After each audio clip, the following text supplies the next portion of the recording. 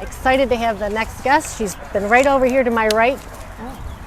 That chair is a little... Yeah, wow. I'm going to feel really bad if my chair gives out on me. But, so they haven't yet. So what is your name? We'll start My name is Holly Garrett. Holly, very ma'am. nice to meet you. And obviously a resident of Indiantown. Yeah, resident of Indiantown. My husband, Mike Garrett, was born here. Okay. He's lived here his whole life. All his family lives here. I've been a transplant. I've been here about 8 years. But honestly, I was very much drawn to Indiantown just from the... there's three things about Indiantown, and that's it's a God-fearing city. The people... You can count on them. It's not all me. The people that are here, I mean, how many places can you go to the local lumber store and you'll say, or even the local restaurant and say, oh my gosh, I brought my wallet at home. They'll be like, yeah, when you come back, no problem. It's still there. I mean, that just doesn't even exist anymore. And that's what Indiantown is. And that's why all these people are here, is because that's what we want to keep. And again, we're at Pope Family Park. We're having a meet and greet to talk about the fire and emergency rescue services that are here in Indiantown right now. Martin County has been providing those services. Yes, ma'am. Have you had any issues with their services over the years? Actually, there's three reasons I'm extremely passionate about keeping Martin County Fire Rescue here. The first reason is I was at a funeral about 3 years ago at Timer Powers Park for a flight medic who was very well known here. And my blood pressure dropped to 40/60. And they were there, and if they wouldn't have been there as fast as they would have, I wouldn't have made it. Another big reason is my parents, which I will not disclose their age, but I'm in my mid-40s, so that should give you an idea. They both live in Indianwood, and so does my husband's parents. And they're later in life, and if something was to happen, I've known several people in Indiantown or in Indianwood who have had heart attacks, who have, and these things have happened, and if they wouldn't have gotten there when they did, they wouldn't have made it. And to wait for, they're going to have these other services, but if you look at statistics, the most people that aren't working for a county and they're working for private companies, they're kind of like second tier. And a lot of things that a lot of people aren't discussing is, we'll have an ambulance and we'll have a fire truck, but what happens if we need the flight medic? Or what happens if we need something else? Then what's going to happen is we're going to pay a serious premium. So to me, it doesn't make a whole lot of sense. I know that my taxes have doubled in the last year. Wow. Just over everything that has gone on. It has come to light that Brown's whole purpose for the council is to do as much spending as possible between now and 2023 or 2025. What happens then is FPL negotiates their contract. Oh my goodness. Yeah, FPL has made it very, very clear that they're not going up. They can move to Okeechobee. They're not going to pay more. They pay 80% of our tax base. Yes. So when Howard Brown was faced with that and we said, hey, Mr. Brown, what happens when they leave? His solution is all these other rooftops that are going to come in. Well, when taxes go to $4,500 a year, the people that are here that made Indiantown won't be here anymore. And then we might as well just be Fort Lauderdale or another big city. Holly, it's really shocking to hear what you said. And I had mentioned this before, but folks, I'm going to mention it again. FPL pays $4.7 million towards the municipal service, towards the fire and emergency rescue services out of Indiantown's $5.35 million. Mm-hmm. FPL pays that much. You guys don't want FPL to leave. Oh goodness, no. If they leave, then our taxes are going to skyrocket. And FPL right now, why would they put up with it? Right. Why would they put up with it? They could go anywhere. All they have to do is move a building. FPL, what they pay for is intangible tax. And what that means is the equipment that is in their building, which can be located anywhere. It's not like they have a huge factory here and it would cost them millions and billions of dollars to move it to another county. It's actually next to where I live. They built this huge facility, and they have the transformers, all the equipment that they need to do FPL. So that stuff can be easily moved.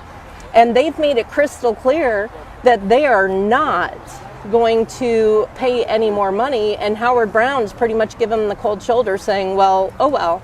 So folks, you need to really pay attention to what your council is deciding, what your city manager is doing, and potentially negotiating with your biggest taxpayer in the community. Again, $4.7 million of the $5.35 Indiantown pays for. Residents, the actual residents pay $231,000, just over $665,000. Well, I'd also like to say, how many more mistakes are we going to make? You know, I mentioned to my husband when they bought the property over here next to the Shell station they paid $2 million for it. And once it closed, and you know, I said to my husband, why would we pay $2 million for a property when the man doesn't want to sell it? Right. Obviously, we're paying a premium for it. We don't need it right now. Why don't we wait? People's circumstances change. The economy changes.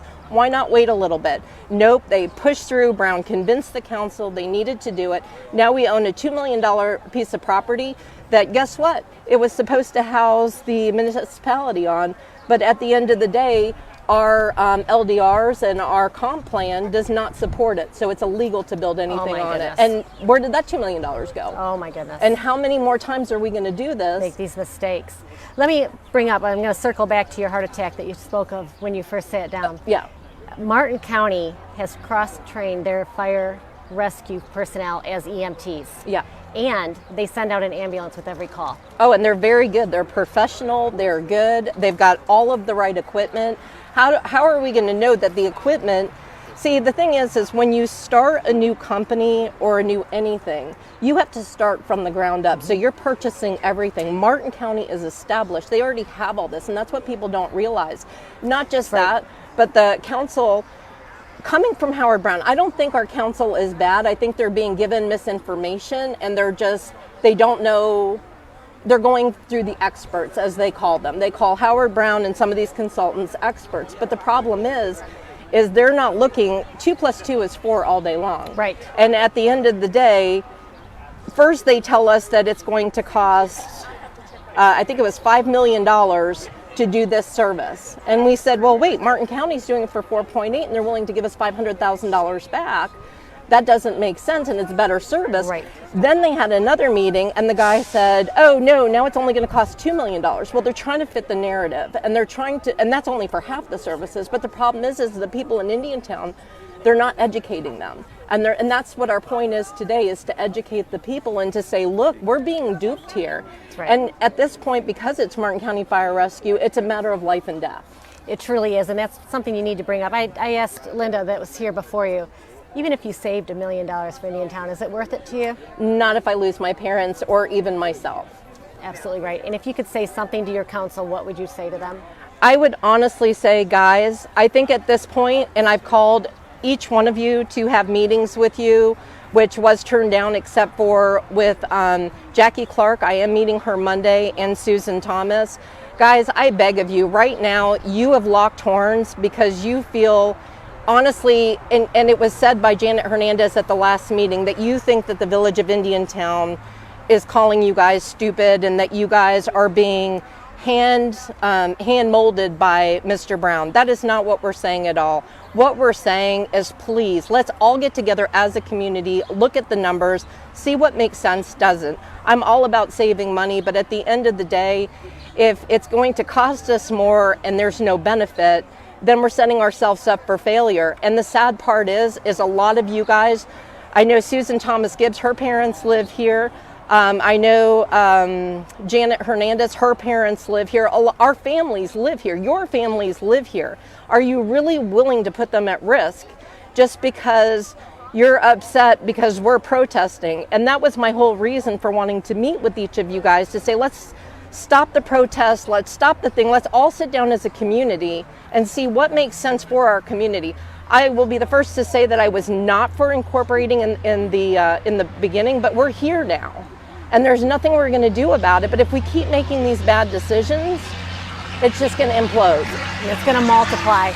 And one thing I will say that, folks, you just mentioned that the council came back and said that, it's now $2 million less, or the experts came back.